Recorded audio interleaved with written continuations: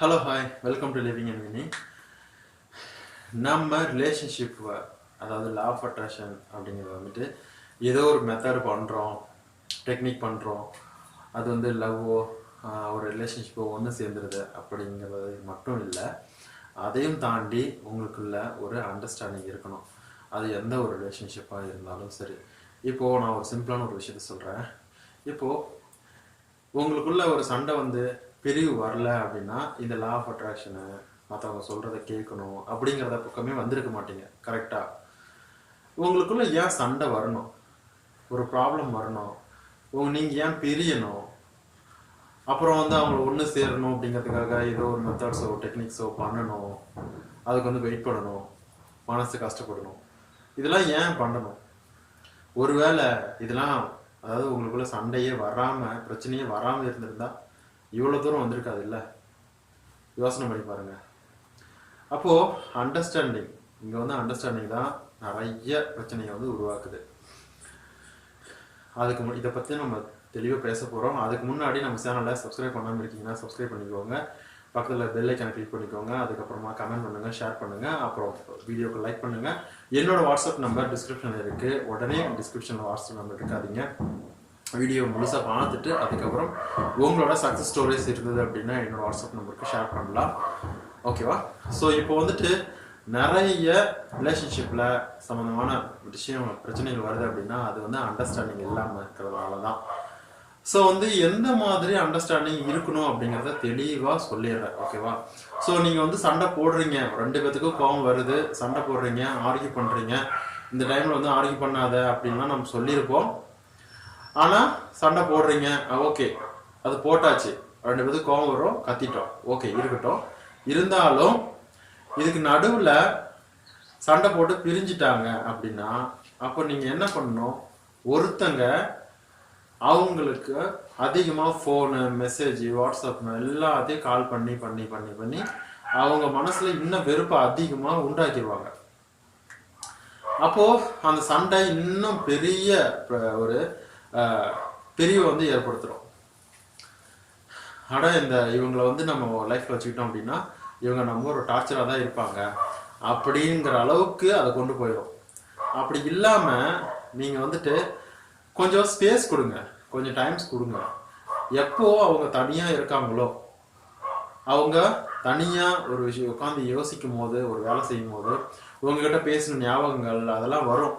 அப்போ வந்து நீங்கள் பண்ணது தப்பா, அவங்க பண்ணது தப்பா அப்படிங்கிறதெல்லாம் வந்து புரிஞ்சுப்பாங்க. ஒரு ரிலாக்ஸேஷன் இருந்தாதான், ஒரு ரிலீஃப் இருந்தாதான் நீங்கள் வந்துட்டு அவங்க ஒரு ரிலாக்ஸேஷனில் இருந்தாதான், அதாவது ஒரு அமைதியான நிலைமையில இருந்தாதான் உங்களை பற்றி அவங்க புரிஞ்சுப்பாங்க. யார் மேலே தப்பு இருக்குது, தப்பு அவங்க மேலேயோ உங்கள் மேலேயோ இருந்தாலும் உங்களை தேடி வருவாங்க. அது இல்லாமல் அவங்களுக்கு வந்து டைம்ஸ் கொடுக்காம நீங்கள் வந்து நிறைய ஃபோன் பண்ணுறது, மெசேஜ் பண்ணுறது, கெஞ்சுறது, இதெல்லாம் பண்ணிகிட்டு இருந்தீங்க அப்படின்னா கண்டிப்பாக அவங்க உங்கள் மேலே ஒரு வெறுப்பு தான் வரும், நீங்கள் வரவே மாட்டாங்க. ஓகேவா? ஸோ என்ன மெத்தட்ஸ் இதெல்லாம் வந்து ஒரு பக்கம் இருந்தாலும் நம்ம ஒன்று பண்ணி ஒன்று சேர்த்திடலாம். ஆனால் அதுக்கு முன்னாடி இந்த மாதிரி ஒரு டிஸ்டன்ஸ் கேப் வந்து அதிகப்படுத்திடுறீங்க. நீங்கள் அன்பு காட்டுறேன் அப்படின்னு அன்பு தொல்லை பண்ணுறீங்க, தொல்லை பண்ணியே அவங்கள பிரிச்சிடுறீங்க. அப்போது சண்டை போட்டதை கூட மறந்துடுவாங்க. ஆனால் நீங்கள் கடைசியாக அந்த தொல்லை பண்ணுறீங்களா, பேசு பேசு, பழகணும், பேசணும் அப்படின்ட்டு, அதை வந்துட்டு அவங்க ஒரு தொல்லையாக பார்ப்பாங்க.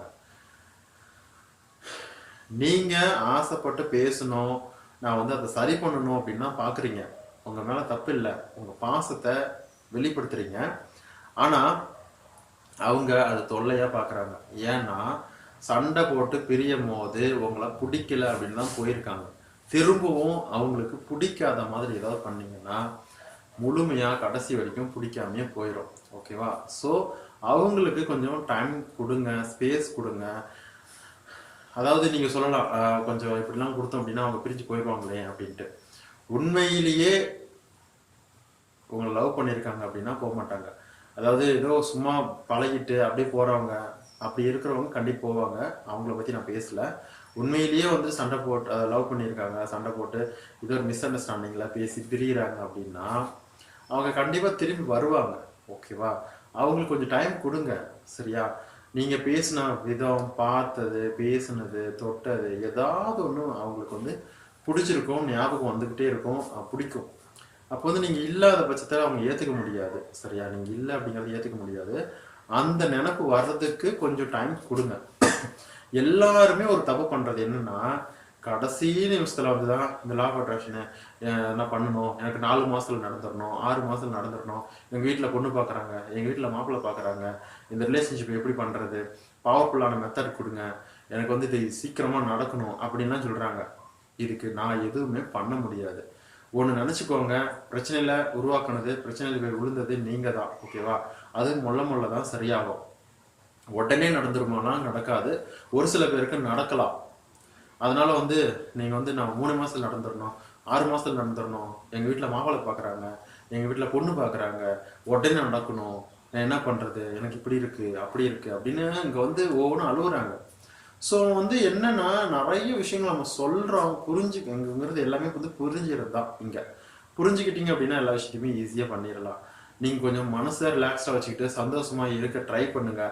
நீங்க சந்தோஷமா இல்லைன்னா கவலைப்பட்டுட்டே இருக்கீங்க அப்படின்னா நீங்க கடைசி வரைக்கும் கவலைப்பட்டுட்டே தான் இருக்கணும். அதனால எதுவும் மாற போறது கிடையாது. சந்தோஷம் உங்க லைஃபை மாத்தும். சரியா? துக்கமான விஷயங்கள் மேலும் மேலும் உங்களை குழியில இறக்கும், துக்கமான லைஃபை கொண்டு வரும். ஸோ நீங்க சந்தோஷமா இருங்க. உங்க லைஃபை உங்களுக்கு பிடிச்ச மாதிரி மாற்ற முடியும்.